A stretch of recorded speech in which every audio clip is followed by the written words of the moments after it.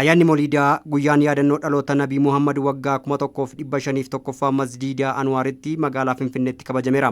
Saganticha irratti hordoftoonni amantichaa hirmaatan ayyaanichi ayyaana guddaa addunyaa ta'uu himan.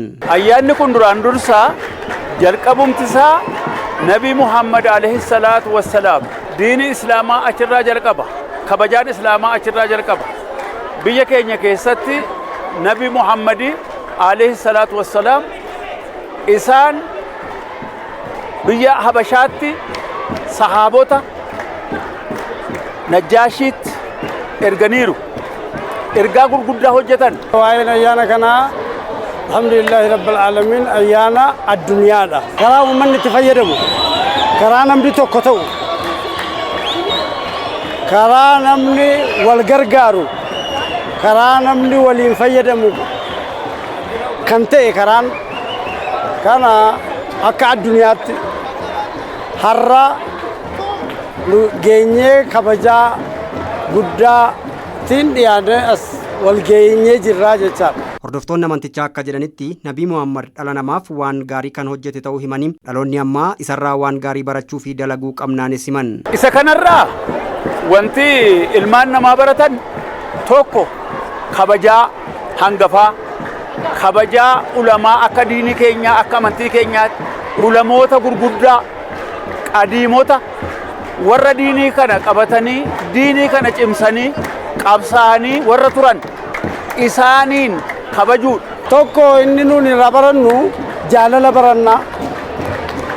Isaan kan isaan dhufan addunyaaf rahmataan Rabbi nu erge. Wama arsalnaaka illaa rahmatan lil aalamiin. Ageleedhaan jenne hundumaa uummatuma hundumaaf Rabbi nu erge. Akka itti fayyadamnuuf jaallannee wal jaalala walii jiraachuu kanadha kan nuuf fidanii dhufan isaan. Kana malees yeroo rakkoo wal gargaaruu fi kan wal dhabe araarsuu fi nagaa labsuun duudhaa amantichaa ta'uu kan himan hordoftoonni kunniin ayyaanni Moliidaa kanaan yaadatamas jedhan. ለኛ ከተሰጡ ትልቁ ስጦታ ውስጥ ayyaanni kun kennaa guddaadha. Kun hordoftoonni amantichaa tokkummaan waliin ba'anii kabajaa jiru. Ayyaana kanarraa wal kabajuu baranna, wal gargaaruu baranna, waliif yaaduu baranna. Ayyaana tokkummaati. Hordoftoonni amantichaa akkasiin kabajaa jiru.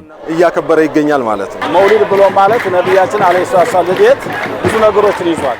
ayyaana Moliidaa jechuun dhalachuu Nabii Muhammadiin hiikoo hedduu kan qabu, rakkoo kan baraarudha, nagaa kan labsu, badii kan oolchu. Dhalachuu Nabii Muhammad rakkoof dhiphina ilmaan namaa kan hambise. Kanaaf Moliida jechuun hiikoo guddaa kan qabu.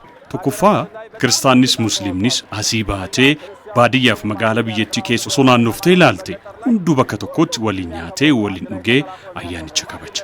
Tokkummaan kan itti mul'atu jechuudha.